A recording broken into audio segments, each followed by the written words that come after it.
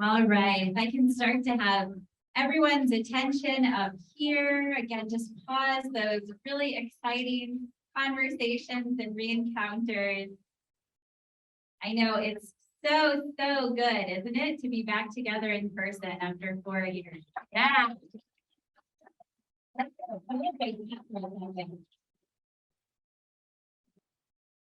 Well, it's a delight to welcome you all to St. Louis, Missouri. My name is Jennifer Reyes-Slay. I'm a member of Saints Clare and Francis ECC here in St. Louis, and I will be your in-person MC to help walk us through our time together throughout this week.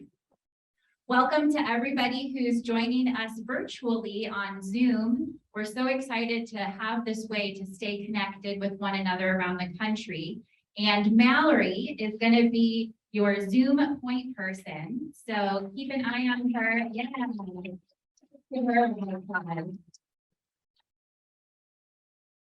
So for those on Zoom, if you're having any technical problems, if you can't hear or see or things like that, feel free to reach out to Mallory. And I also just want to acknowledge Trish Bonnie and the whole Caris team who are making this possible with their technology and setup. So thank you.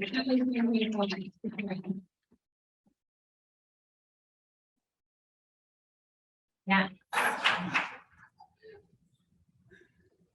Well, as we begin our time together here in St. Louis, Missouri, I want to just take a moment to acknowledge the ancestral peoples who tended this land long before many of the Europeans arrived. And this was the land of the Osage, of the Miami, and the Kickapoo, and the Missouria. So if we could just take a moment of silence to remember those people and give thanks for the ways that they tended this land, and pray that our time here may be a blessing to this land as well.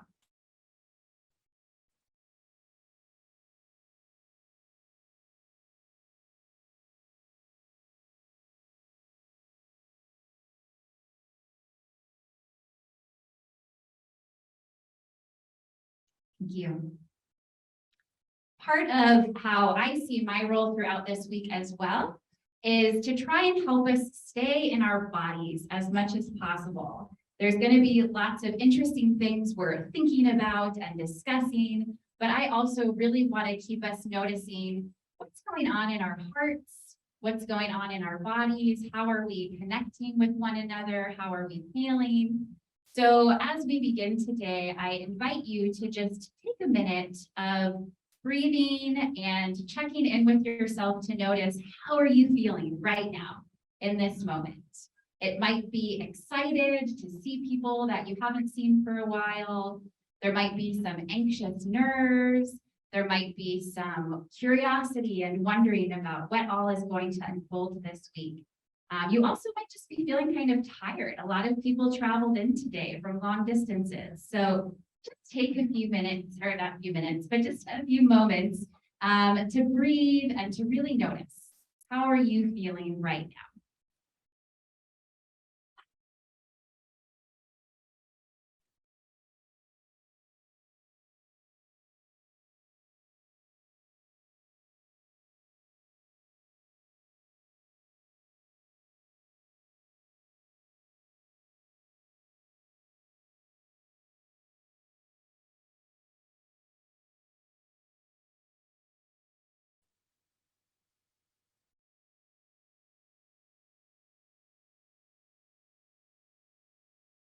Recognizing that there might be lots of different emotions and energies kind of floating around this room as we gather together as this beautiful and diverse body. I want to invite us into a really simple practice of resonating with one another in our bodies. Those who participated in our My Grandmother's Hands book club that we did earlier this year will recognize this, but I'm going to just invite us into a hum together. And it really doesn't matter what pitch you pick for your hum. They don't all have to be the same hum. You can kind of even play with your neighbor's hum if you want to go a little lower or higher. But the important thing is we're just going to hum together for like 1 minute to really just feel that energy vibrating in our body and circulating around this room. And you can change your hum throughout the minute if you want to kind of go high and low. It's all good. So I invite us into a communal hum. Mm.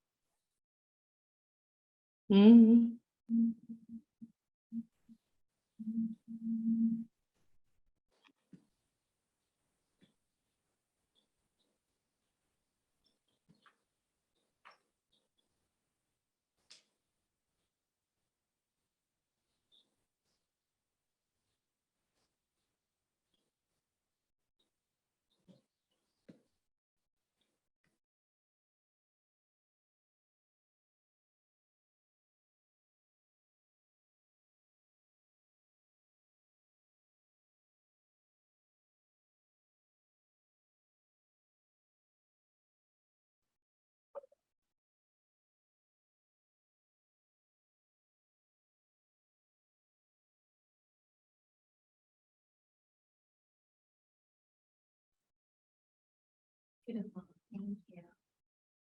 And just notice now how your body's feeling after that.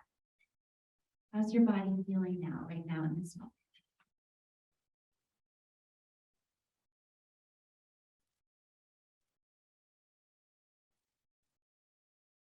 So throughout our week together, we'll get to just have these little reminders of resonance. We'll be singing together and breathing together and remembering that as a church in action, we are doing this work together.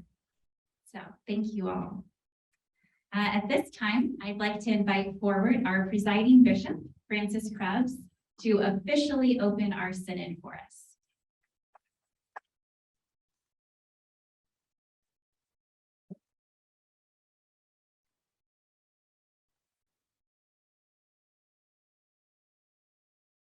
Thank you. Good afternoon, everyone. Let's try that again. Good afternoon, everyone. Thank you. Thank you. Afternoon. Welcome to St. Louis.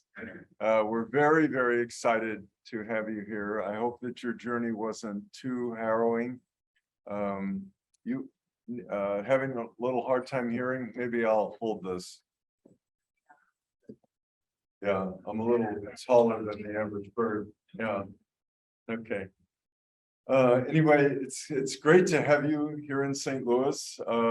I'm born and raised, as they say, here in St. Louis, and it's a town that I've grown up to love. If you were going to stay longer, I would like to show you all around my favorite places and take you to places and people that I know would make you really happy. Don't have time for that. But at the same time, I want to acknowledge that this is a terrifically wounded city. And so as a result, it's an appropriate city for us to have a synod that's entitled The Church in Action as we look out on a wounded world. There was a wonderful book that was produced by a Harvard historian by the name of Walter Johnson that came out just a couple of years ago, where he focuses on the racial history of St. Louis, both among African Americans and Native Americans from the very beginning of the city. And it's a 400 or 500 page book. It details the long history of oppression that this city has been the seat of. We have a very famous old U.S. military fort here called Jefferson Barracks. It's been around since the beginning, and it was the army installation out of which the Indian Wars were fought. And they were so extensive, it was such a huge operation that for quite a while, the War Department, which is the predecessor of the Defense Department, the War Department moved from Washington, D.C. to St. Louis so that they could be very hands-on about what was happening in the conquering of the West and the stealing of lands and the genocide that went on, and the moving eventually Native peoples to lands where they were restricted and so forth. You know some of that history. It's a shame, literally, for us that we played such a huge role and benefited from it, because it was our local commerce and industry that produced the horses that were sold to the War Department that went out to the West. It was here that the saddles were made that went out to the West. It was here that the swords that were used in the West were crafted. And all that, there was a huge war industry here in our town. And as far as African Americans go, this has never been a place that was commodious for African Americans. And so we live under that scourge. It's been a huge oppression, which is still today an open, festering wound, and we have not found the solution to. I don't say this to denigrate my city. I just say it to be honest about it. This is what we're dealing with. This is what really happened here, and this is a good way to think about the world that needs the church in action, a church that is hungry for social justice, hungry for the humanity of all people, the equity of all people, a flow of love between people who are different rather than a hierarchical structure of society, which has long been the fact here in St. Louis, with the privilege being the privileged ones. So that said, there's still some really fun neighborhoods I'd like to take you to if I had the time. And there are lots of things I love about this town.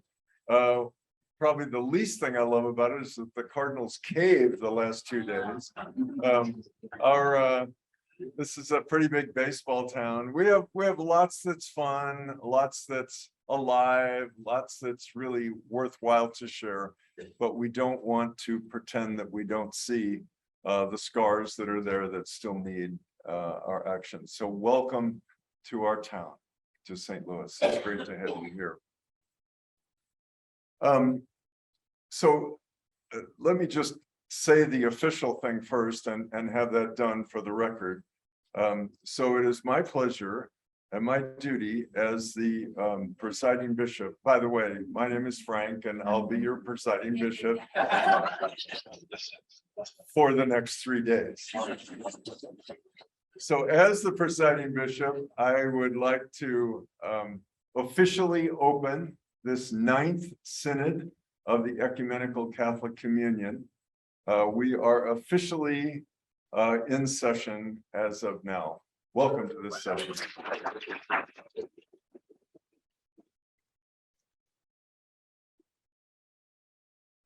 And I would like to say something about what a synod is. So early on in our history, I think it was 2008 maybe, we had a session with Bjorn Marcuson, who was an old Catholic theologian who was working with the Episcopal Church in the United States. And we wanted some input on our old Catholic heritage.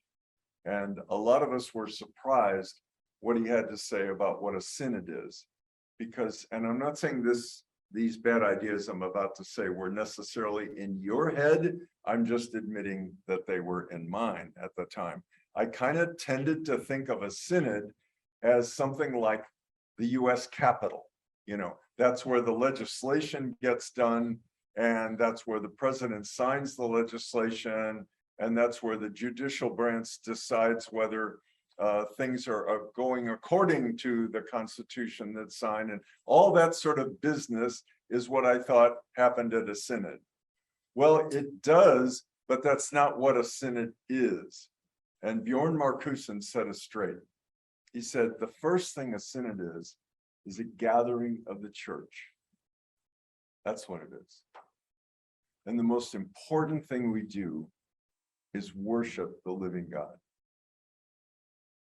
The most important thing we do. So you, every day, you spend some time, I presume, when you can, you spend some time alone with the living God.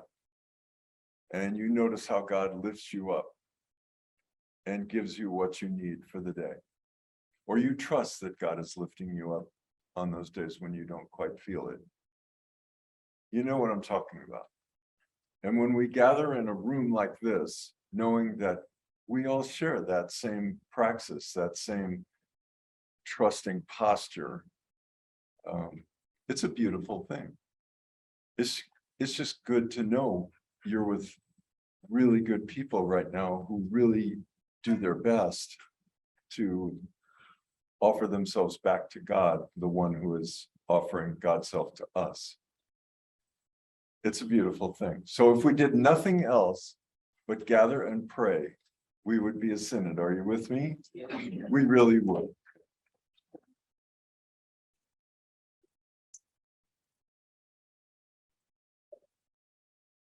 Anytime we hug each other outside or in here, anytime we greet each other and renew old friendships or dare to meet a new person and start a new one, develop new friends, that's synod. The Greek word just simply means walking the way together. We're the disciples walking on the road together. Everything we do, taking a meal, that's synod. Laughing or you know what's off late in the evening just to have a good time with each other. Probably Father Michael's up there singing a cabaret song or something, and we think this is the most outrageous thing we've ever seen, and we just love it. That's synod. All right. So let's not think that the only thing we do when we come together is the important work of legislation. That's important. And the things surrounding legislation, that's important. But it's important that we be inspired by one another, by the talks that we have, that if we organize some activities as we have for this synod, we're hoping it'll be an inspiration for you. So that's synod too. You see, it's not just passing legislation. If we have a prayer service that's aimed at healing and forgiveness, that's synod. Okay. So I just want to put it all in that context, that when we gather together, we're really being church in every possible way. So that's what we're about. So let's find out who's here. So let's see, why doesn't somebody let me know what community you're from until we've heard from all the communities here? Just put up your hand and I'll call on you. Okay, yes, Jane. Mary Magdala, Fort Collins, Colorado. All right. Anybody else from Mary Magdalene and Fort Collins? Okay, good. Welcome. Oh, some more. St. Paul and Denver. St. Paul and Denver. Good. Anyone else? Church of the Holy Family in Aurora, Colorado. Thank you, Deacon Mike. Anyone else? Yes. Giuliano, Holy Spirit. Christ the Prophet in Tennessee. Good to see you.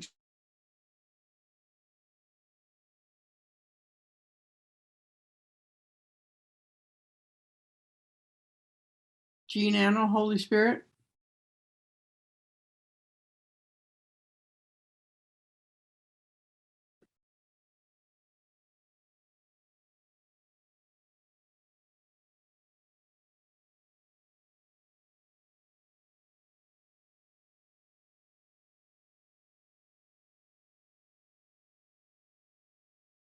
Has the, do you know a lot of, yeah, I think so.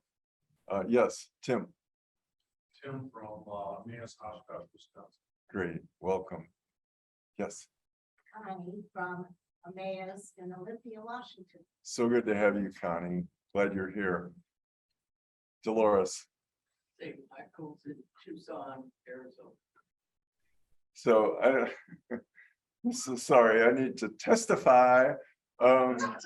So as they say in some churches, so if you're having a hard time believing in the resurrection lately, just focus on Dolores Cross.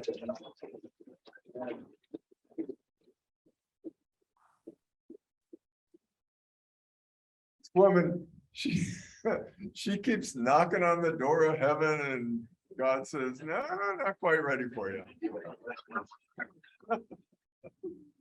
It's so good to see you, Dolores. So good. Yeah, you are just a joy to see, and I'm so glad you can be here. Yeah, good to see you, Teresa.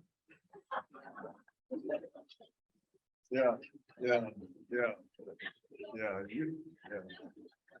yeah. Yes. Thank you, Denise. Thank you. It's great to see you again.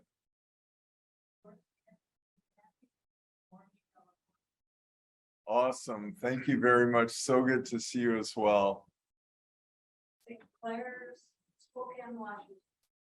St. Clair and Spokane. Great to have you. St. Francis CCC, Largo, Florida. Thank you, Jim. Yeah.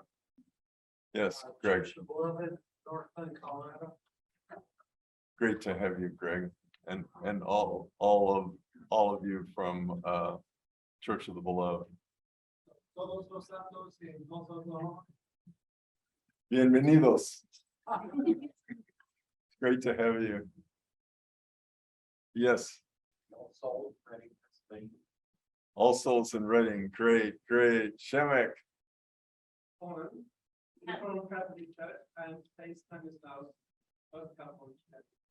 All right.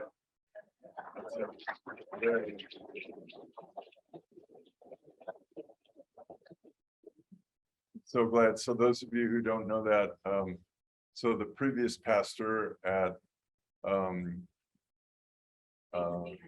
St. Stan's here in St. Louis, the Polish parish that is an independent Catholic parish, retired, and so they hired one of our priests from Poland to be the pastor, Shemek, who's an old friend of many of us from our dealings with Poland over the years.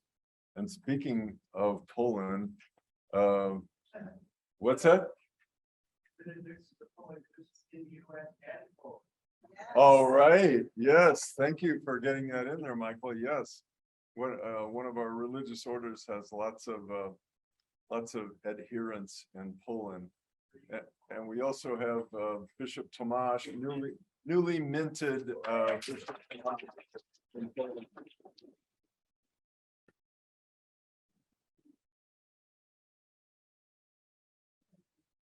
So great. Yes.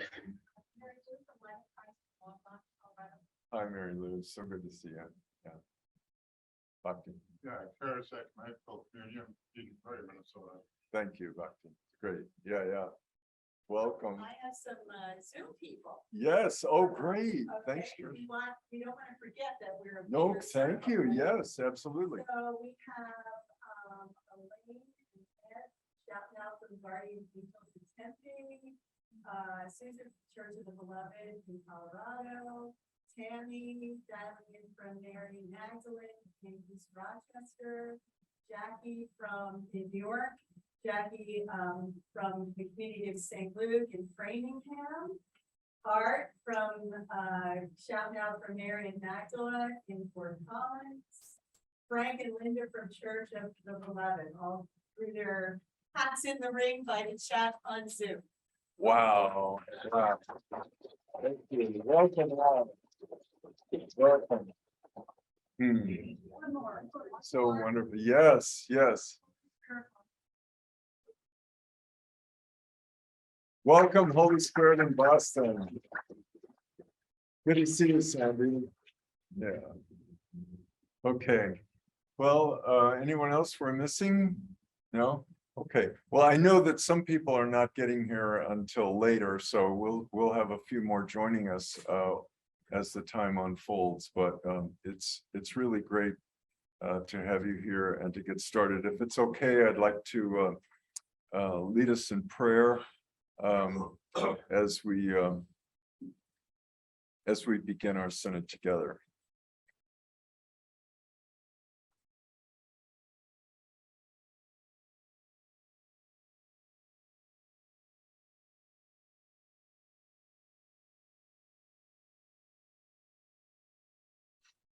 I'm sort of feeling led to ask Bishop Peter if he would be willing. I'm putting you on the spot, Peter, so feel free to say no if you want to. Would you be willing to lead us in, not in the prayer, but in the song that you always sing, "You Belong to Me"? Yeah. Oh, Yeah. Yeah. well, I better lead it. Or "We Belong to You." Yeah.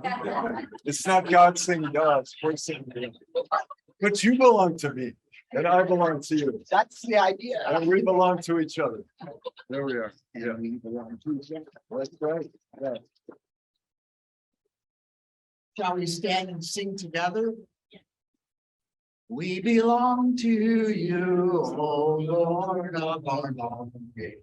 We belong to you.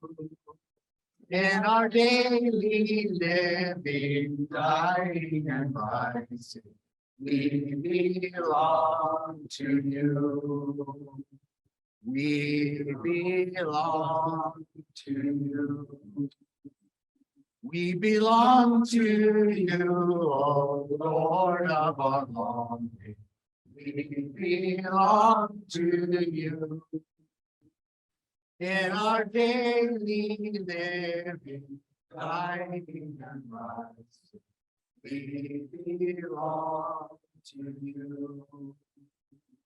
We belong to you. Let's make that our prayer. Amen.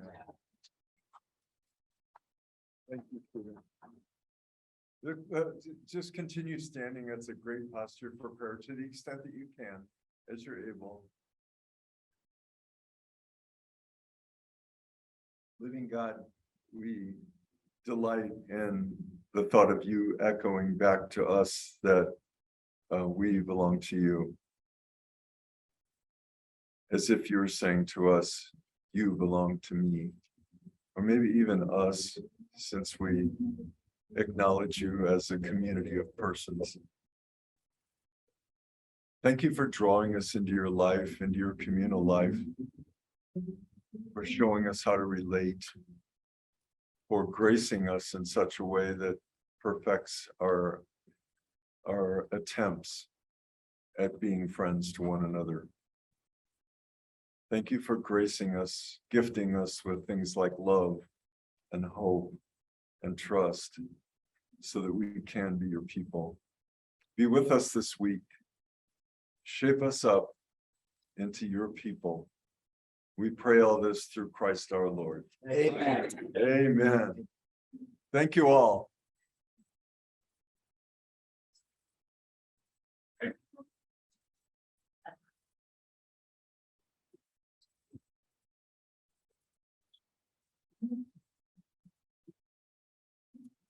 So I'd also like to take a minute as we get started to recognize the amazing team of people who helped to make this synod a possibility. So if our leadership team and Brother Ray Knapp could stand, who were our synod planning and coordinating team, so we can just thank and acknowledge all of the hard work.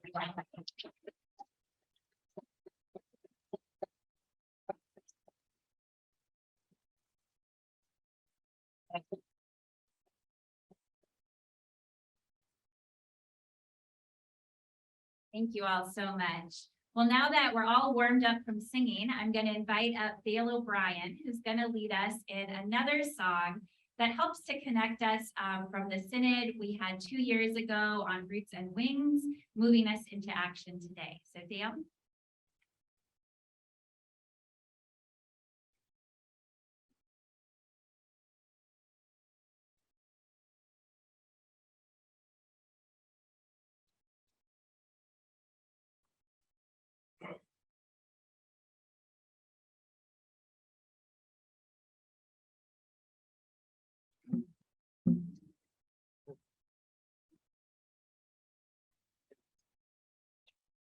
in keeping with my reputation as being a bit of a procrastinator, this song is 2 years late.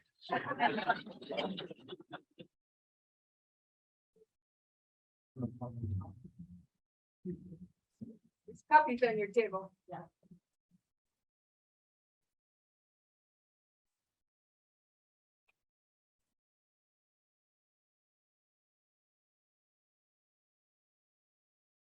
Let me know where you want this, Dale. Okay.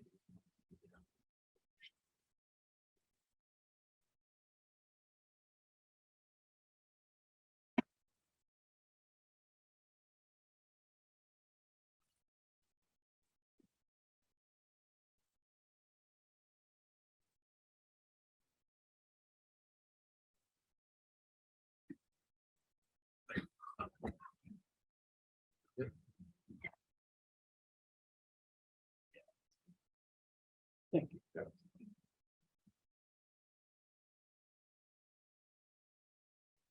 Good. Go ahead.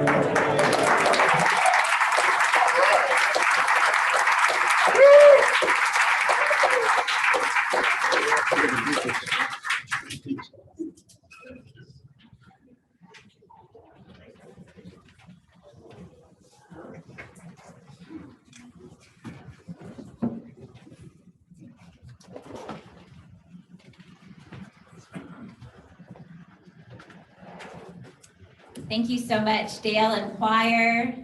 That was so fun. 2 years worth the wait.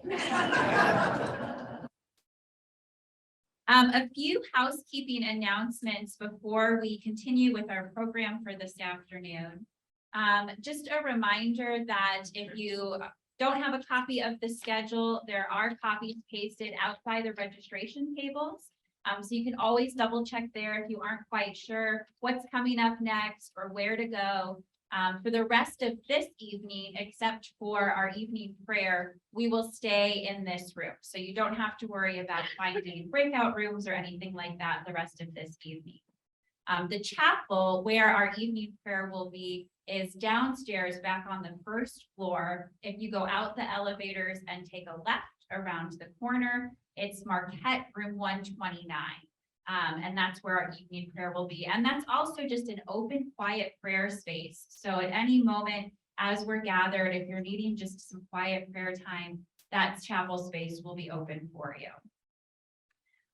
There are bathrooms on this floor out by where the registration table was. So if you go out these doors to the left, there are bathrooms and a water fountain there as well.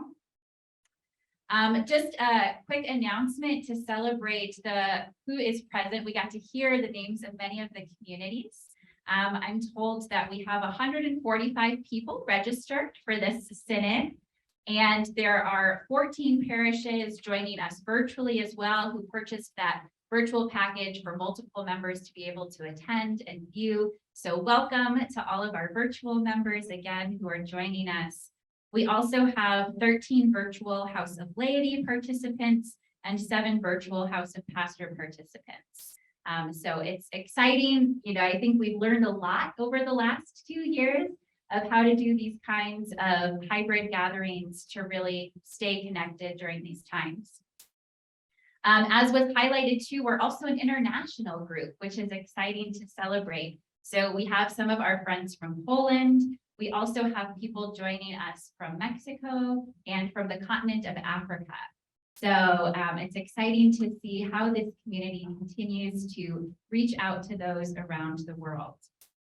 And also just a note to welcome in anyone who's joining us from outside the ECC. We also have some interjurisdictional friends who are joining us from other independent Catholic communities. And so know that you are also very, very welcome.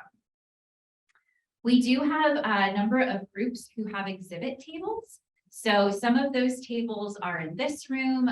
There's some in the back corner, some directly behind here, and then also out in sort of the hallway just outside of this room. So I encourage you in the in-between times of sessions to take some time to go and visit the tables, get to know what some of the actions are that this vibrant church is doing around the country. Get to know what people are offering there.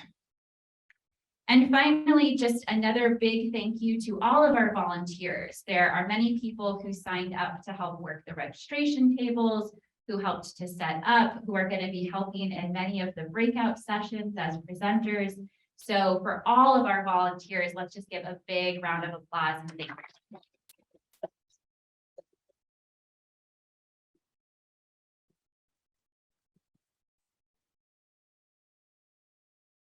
It's now time in our program to move towards the presentation of the 2023-2024 budget.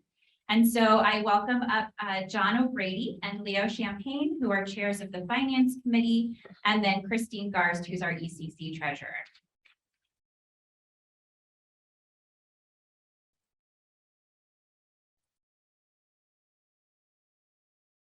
Thank you. Good afternoon, everyone. My name is John O'Grady, and this is Leo Champagne. Leo is our council chair at St. Francis ECC in Largo, Florida. I am the parish administrator. Our first synod was in 2014, and after synod, we went out for breakfast the next day. And they said, "Hey, how would you like to join the finance committee?" Time out. No. They said, "Oh, no, it's not too bad. 1 hour a month." So Leo and I joined. We've been a part of it ever since. In 2019, we were asked to chair the finance ministry, and we have. We came on with David Hayford. Thank you, David Hayford, and who has since passed last year. But it was with him that we started as the chair, and now we are with Christine Garst. And it's wonderful to be here to meet these people in person. We've only been on Zoom for the last year or two. And just to meet them in person, they actually get a hug. So that's special for me. First, I would like to say thank you. Thank you to all your communities for all that you do and your tithing and your donating to the ECC. It is sincerely appreciated, no matter how big or how small. It makes a difference. It really does. So for that, we are grateful to be able to carry on in what has been started before us, and hopefully to be carried on for a long time. Leo and myself, we share the finance ministry, but we are also with that ministry with Christine Garst as our treasurer, Mary Vonderheide, who is our finance administrator, Paula Hayford, who is our chair of the House of Laity and is with us, and also Kimmy Rubendahl. So we are the finance ministry. We just do our part. We just do our little part. You know, we're part of the team, and we're all a part of the team. All our communities are. We are the ECC, and everyone here is a part of that as well. And we thank you for that sincerely.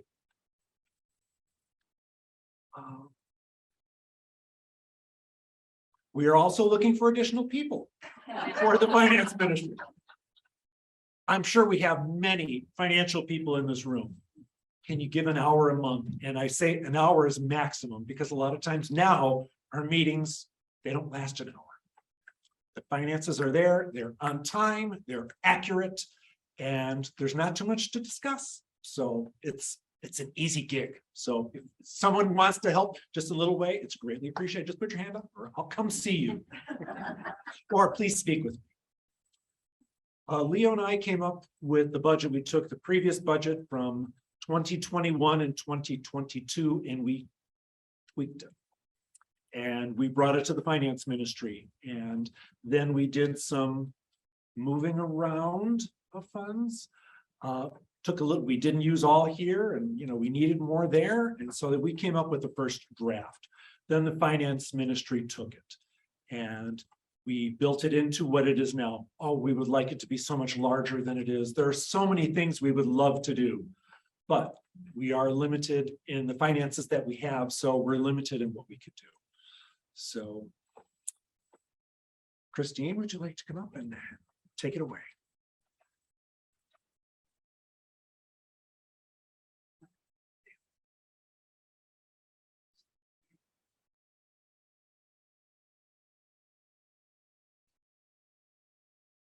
Thank you, John and Leo, for stepping forward to be chairs of the Finance Committee. And I had served on the committee as well.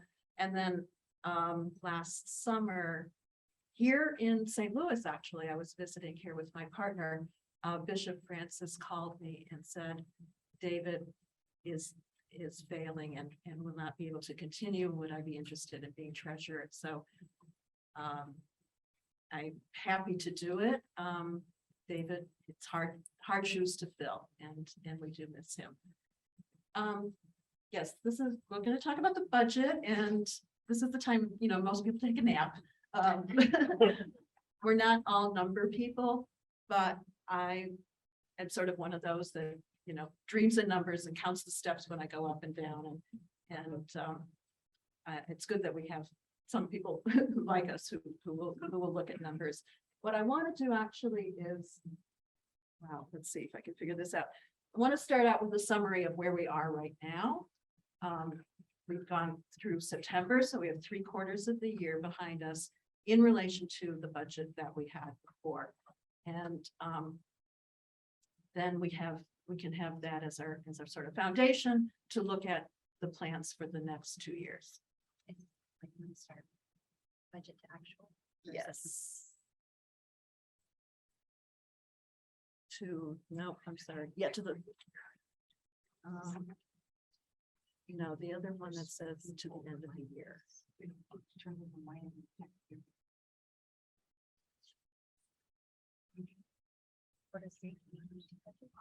Yes. So, yes, there we go. Thank you.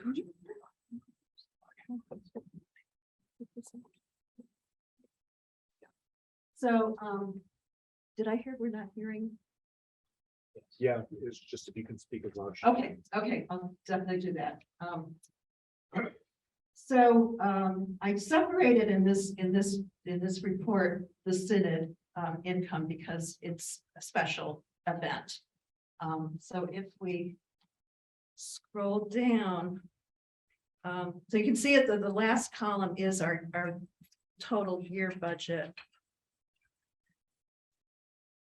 Not gonna do this very well, let's see. Of 62,000 was what we projected for tithing, and we're above that right now. And so as you go forward into the next 2 years, you'll see that it is a little bit higher expectation for tithing. And the communities have been great about continuing to do this at the 7% level, even during difficult times. And we really appreciate what you've been doing. Christine, just a question real quick. I know some people have ear problems. I got eye problems. Is there any way to making it a little bigger down there? I think so. I think some of us maybe not comfortable to see as well. Yeah.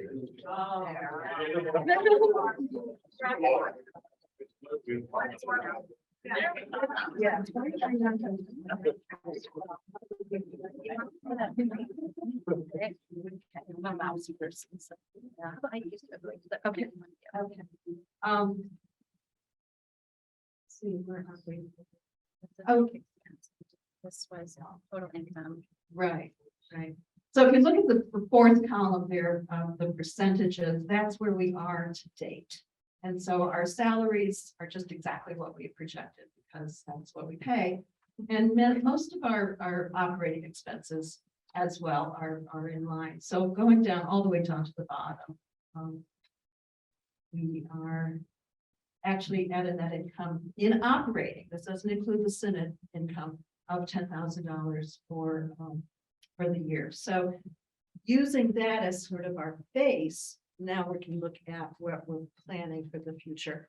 And the budget, of course, is just an estimate. It's what we expect to see happening based on historical experience and possible things that we can't always project everything, but we try. And it's also a picture of what our hopes and dreams are for the future. So it shows our values. So it gives us the opportunity to do the work and fulfill the mission of ECC. So yeah, I like to think of it as a story in numbers. So new project proposed. And you will have opportunity to discuss this in your houses. So right now, we're just really looking at a review of the budget, and then it will be at the House of Laity first, and then once it's approved there, hopefully it'll go to the House of Pastors. So the 2022 budget total is on the left, then 23 and 24, which are pretty much the same, I believe, all the way down. So we increased the community ties to 70,000, but that's about what we're going to be taking in this year. And I know stock market's not doing very well right now. Inflation is high. But we really hope that our communities will be growing and will be continuing to support the work of ECC. Other income is just maybe sort of random donations, individual donations that might come in. And sometimes these are earmarked for particular purposes, but this is actually just for operating. The other income line, excuse me, Mary Magdalene Society involves some time of our administrative staff. And so the ECC pays the full salary, but then gets reimbursed from the Mary Magdalene Society 10% to offset the time that the administrative staff are using. And then we can just scroll down to the expenses. So what we call salary is really not a full salary, as you all know, and is true, I know, of many of our communities as well. These are works of labor. I mean, labors of love from our presiding bishop, And the administration is at this time split between Carolyn Sue and Mary von der Heide, who are doing office type of work with the bishop, or Mary's doing the financial. So they each are supposed to spend 10 hours a week. And it's not enough, but this is what we can do. Let's scroll down. We do pay payroll taxes. And then we have various office expenses. And then at the bottom, you see, oh, it's misspelled, discretionary fund, $2,000. We don't really know with the change what might come up as expenses. There may be some moving costs. There may be some special things that come up that are not necessarily identified at this time, but we have a fund for that. And then I guess scroll down. There is travel, of course, for the presiding bishop, though quite often, if he goes, she, whoever goes someplace, that is also can be covered by the community. Leadership travel is for the leadership council. This year, they were not able to meet in person, but in the future, they will be able to do that. And we are members of the National Council of Churches, so we pay an annual membership to that. So it's a balanced budget. Again, it's pretty bare bones. It's what we feel is reasonable to expect. And I guess I could take some questions. The back.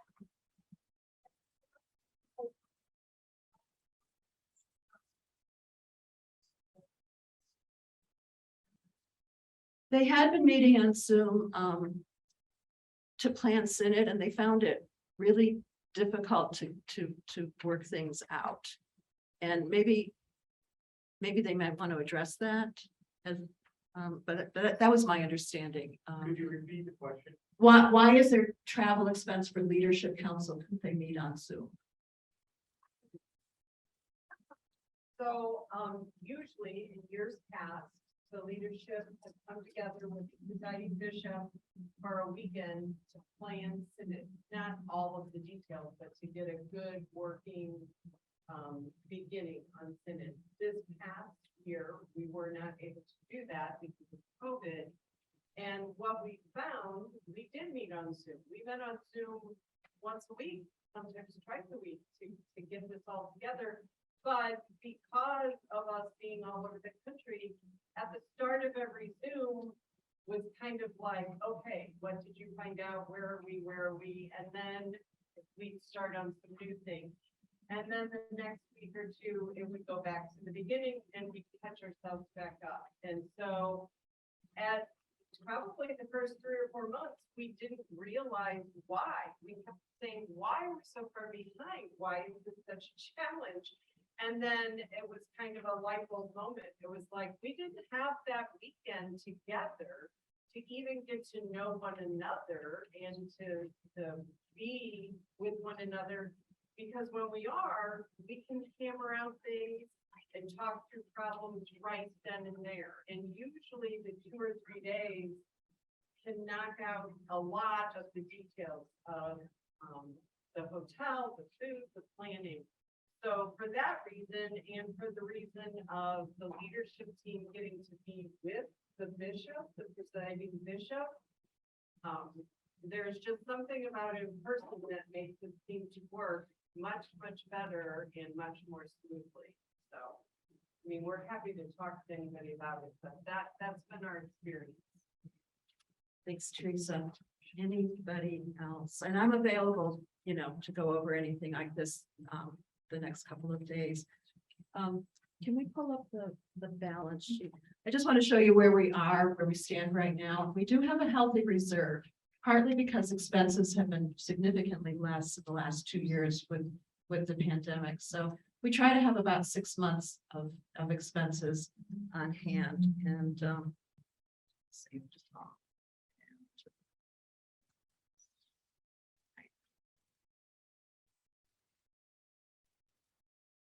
So the Synod funds, of course, are held to pay for the Synod expenses, but our unrestricted debt assets are over 40,000, which is more than a 6-month reserve. So I can tell you that the community is careful and prudent and try to be transparent and accountable, and you can feel confidence in how things are being managed. That's all I have.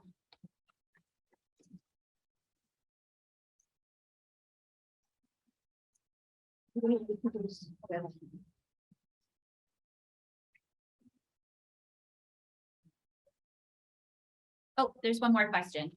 Yeah. Go ahead, Tanya.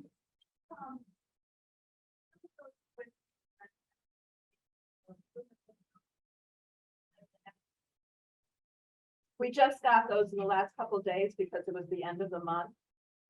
So yes, Could you repeat the question so the new community can hear it? sure. So the question was, will the other spreadsheets and reports be made available, like budget versus actual and the balance sheet that trying to think the best way to do that, but I can certainly email them to. Sure. What the best way to do that is. Actually, to tell you the truth, we will be preparing a summary of that for the newsletter. And I expect their newsletter will be coming out next month or so. That might be the best way, but I can leave my email at the registration desk, and if you want things sent to you, I can do that. Doris, is that okay?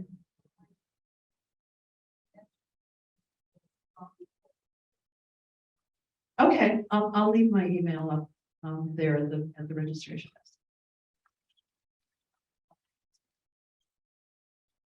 Just another few little things I'd just like to mention. I'd like to thank the planning committee. They worked and they negotiated for us to be able to get our food included for $149. So we have breakfast and evening snacks and drinks, and that's all included in your daily rate. So thank you to them for working.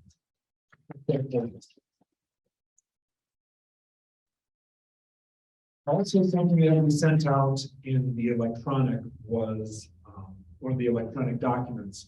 Something that the finance ministry is working on is legacy stewardship. As our communion ages, as we get older, what do we want to leave behind as our legacy? And it doesn't matter the size of your estate. And many of us are remembering our churches as we should in our estates, but also if you can remember the ecumenical Catholic communion in your estate, it would be greatly appreciated for us to be able to carry on again what has been started and where we are going. So we have this legacy stewardship, and it's in the beginning stages, but this is just one of the things that we're working on, just so to help the ECC in any way possible that we can continue on. Now, we do have the Mary Magdalene Society. That's wonderful. But what I'm talking about is directly to help the ECC and maybe operational cost, and maybe we'll get a request that will be restricted for a particular item. That's fine too. But anything we can do to help out the ECC. So it's just something that we're working on, and you'll be hearing about it more going forward. But we just have the first, the electronic document. So if you have any questions about it, please feel free to see us. We'd be glad to speak with you about it. Thank you.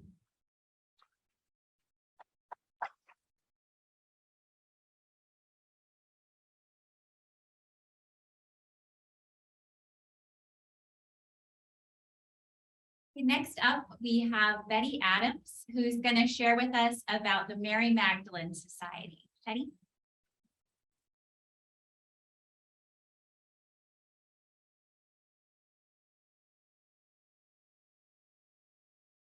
Thank you for that opening, John, about how wonderful Mary Magdalene Society is.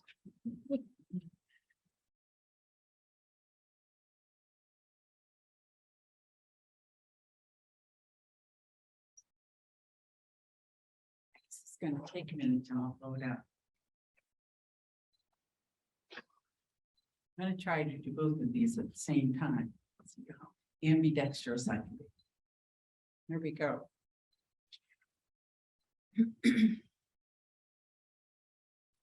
Prostitute, loose woman, immoral.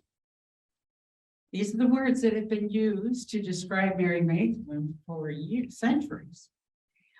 But in truth, you know that Mary Magdalene is described as the apostle to the apostles. According to the Gospel of Luke, she was one of the women who traveled with Jesus and supported his ministry, and I quote, out of their resources.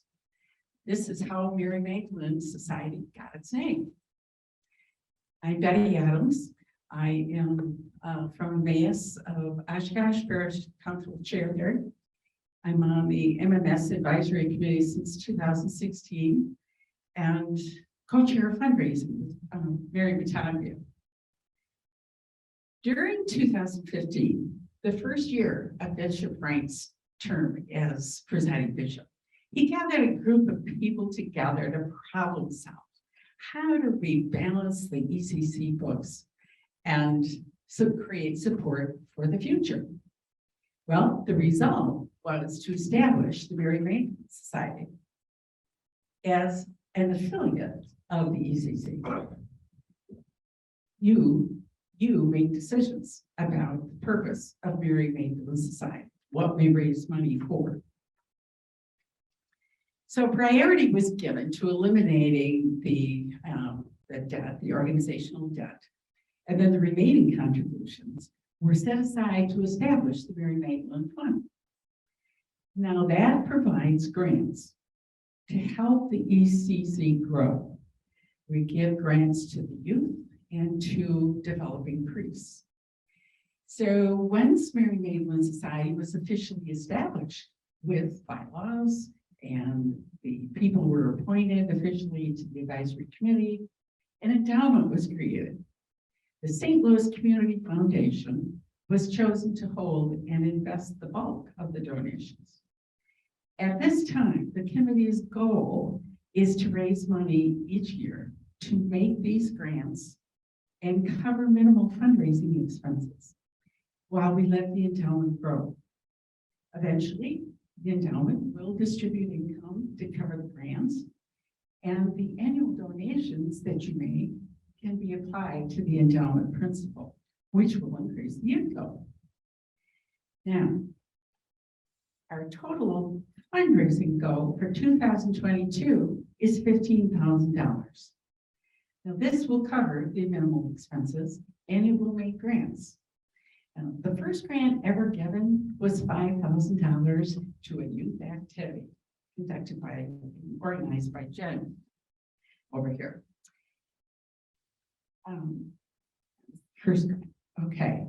Now this year we will be making grants at a minimum of $10,000, and they'll go to various recipients. Since 2015, 78 individuals in 9 communities have stepped up to make members of the Mary Magdalene Society. We really want to thank all of you who have contributed. And especially, we want to recognize 3 profoundly generous visioning members. Some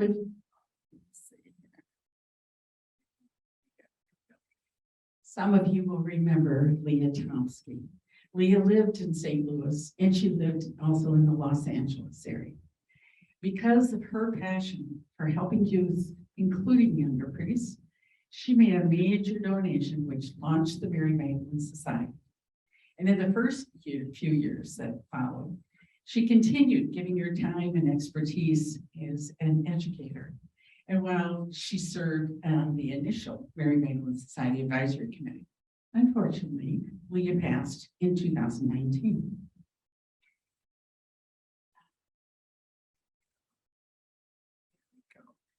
Tony and Mary Batavia. They were part of the founding group of the ECC. And they also then quickly saw the potential growth for ECC by supporting this mission. They have held several dinners each year at their home and invited all people from Southern California to listen and share in this vision. And you know, what's great about it too, is at these events, each individual got a chance to have a personal conversation with their presiding bishop. They have been very generous with their time and their talent and their treasure.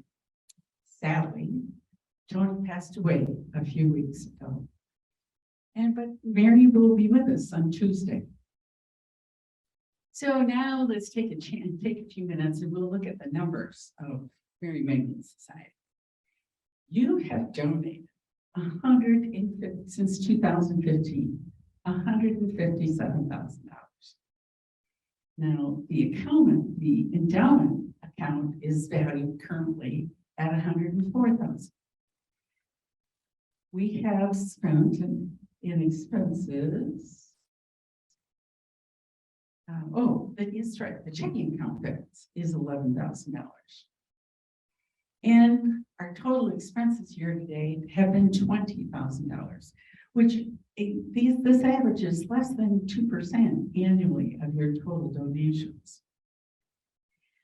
But most importantly, the grants totaling $29,000 so far. And they have supported the following. The group of teenagers that Jen took from St. Louis to California, they gathered together to experience diversity. They volunteered to help the disadvantaged, and they prayed together.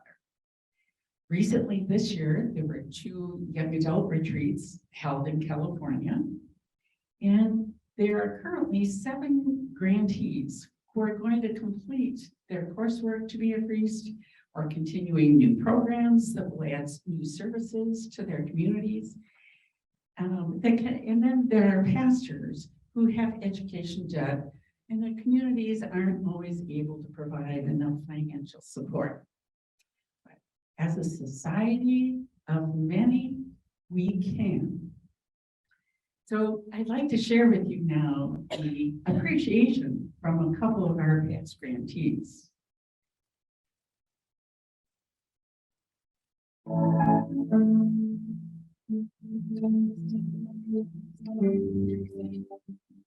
My name is Tammy Bouquet, and I'm a deacon at St. Matthew's Ecumenical Catholic Church. I'd like to thank the Mary Magdalene Society for providing me a grant over the last 2 years to help fund my master's program in pastoral theology. Without these funds, I can wholeheartedly say that it would be difficult to continue my education without student loans. So these grants are very helpful for me. With my education, I'd like to continue the growth of the ECC by becoming either a pastor or do more work with St. Matthew's. I'd also like to become a chaplain in either a prison or a hospital, and I'd like to also continue my efforts in social justice issues. I'd like to thank everyone who has donated to the Mary Magdalene Society, because without your donations, we would not be contributing to the growth of the ECC, and that is a future that I definitely would like to see. So thank you, everyone. Hello everyone, my name is Dr. Gianni Passarella. I'm Italian, I live in Orange County. I'm the pastor of Holy Angels Church in the ECC Diocese of California. I just want to thank you again to the Mary Magdalene Society to provide me some money when I was in Italy during the pandemic. I was stuck there for more than 1.5 years without a job since I left the Roman Catholic Church, and I was not able to join the United States. So that was a great way to support my life in a very practical way. I would like to take this opportunity to say also thank you for the support that the Mary Magdalene Committee provided for 2 years in a row to the young adult projects that we have in Southern California. I had the beautiful opportunity to spend time with female retreat and then with the men retreat, and you can probably see some of the pictures of these beautiful kids or just young adult people. It was great moments to reach out to them to show that the church is not just waiting for them, but is going to them and to meet their need, their personal issues, and just to show that Jesus is close to us. He just wants us to open our heart. And I am very grateful that we're gonna have many other moments during this fall and winter and spring with young adult people based on topics like inclusiveness, in which personally I find myself so much. Sorry for my English, I know I make mistakes when I talk, but I just wanted to share my thank you with all of you and with all the people in the ECC. Bye-bye. Hi, my name is Lori Bale, and I am the pastor at Mary Magdalene Church in East Rochester, New York. I just want to take a moment to tell you what the Mary Magdalene Society grant meant for me as I was becoming a priest. I am recently ordained, and the money that I received from the Mary Magdalene Society allowed me to pay down just a little bit the financial costs of preparing for ordination. Specifically, in my case, tuition at seminary, but the Mary Magdalene Society allows folks who are working toward ordination to find a little bit of respite from the financial obligations that come with that. And I couldn't be more grateful to the Society for the monies that I received last year, but I also couldn't be more sincere when I say those of us who have the opportunity to give back, it allowed through giving back an opportunity for folks who are doing everything in their power to follow God's call and to meet the very right and appropriate demands of ordination. And helping others to walk that path is something that we do to build the community long-term going forward, so that we are building a system that for once, and also joins in conversation with, makes progressive ideas about what Jesus has in mind for us, for how we love and treat each other, and for what God has in mind for creation real. So thank you for taking the time to listen to this, and thank you for considering giving to the Mary Magdalene Society. Thank you also for the funds that assisted me. May God bless and keep you.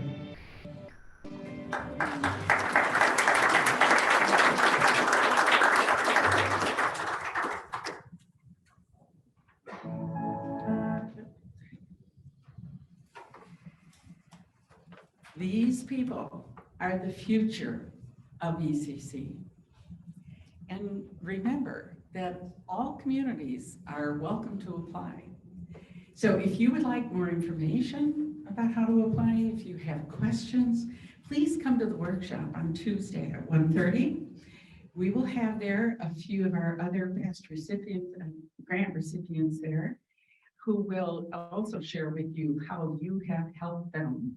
There'll be a few more advisory committee members there, and Reverend Denise Roberts will be there, and she represents the review committee, the grant application committee, and she'd be happy to answer questions about how you go about applying and what the process is and kind of what they're looking for.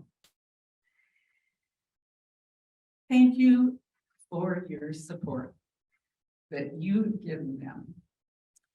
And, with your continuing support, Mary Magdalene Society will carry on supporting the ECC through the grants to the youth and to aspiring priests. Thank you.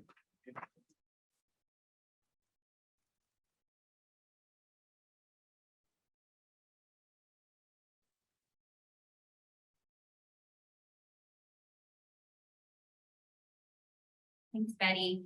Thanks again to everybody who has been part of the Mary Magdalene Society or donated or supported in any way. That's the end of our program for right now. At 5:30, so we're a little bit ahead of schedule, which is great, will be the kickback dinner down in the hotel lobby. So 5:30, gather downstairs back on floor 1 in the hotel lobby for some snacks and food and fellowship. And then please be back here in this room at 7 o'clock, where we'll continue with our program and the State of the Communion. Thank you.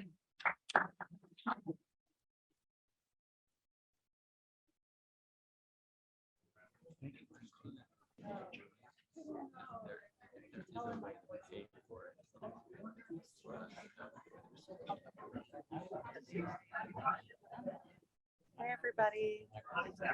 Go on and take your break. Everyone here is just going to go downstairs and get some.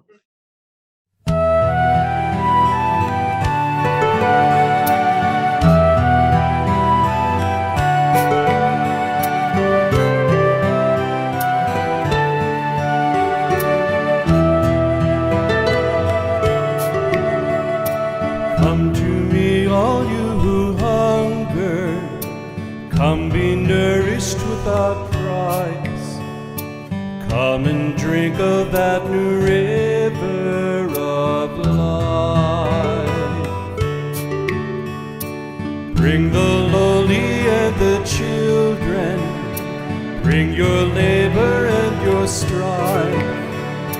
Come and drink of that new river of life. Why waste your money on things that are not real, on food that will not nourish you, and on water that cannot fill? Come to me, all you who hunger, come be nourished without price. Come and drink of that new river of life. Bring the lowly and the children, bring your labor and your strife. Come and drink of that new river of life. I am water to the thirsty, to the hungry I am bread.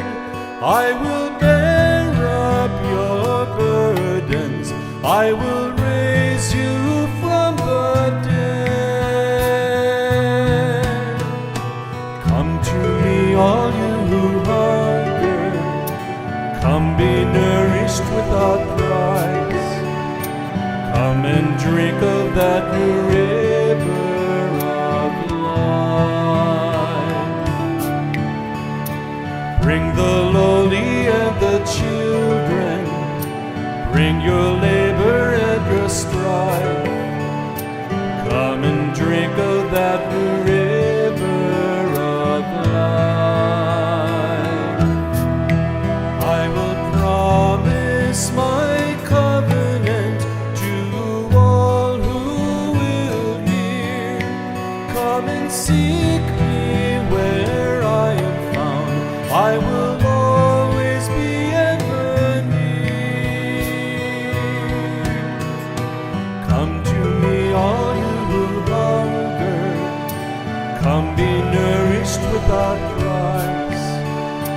Come and drink of that new river of life. Bring the lowly and the children, bring your labor and your strife. Come and drink of that new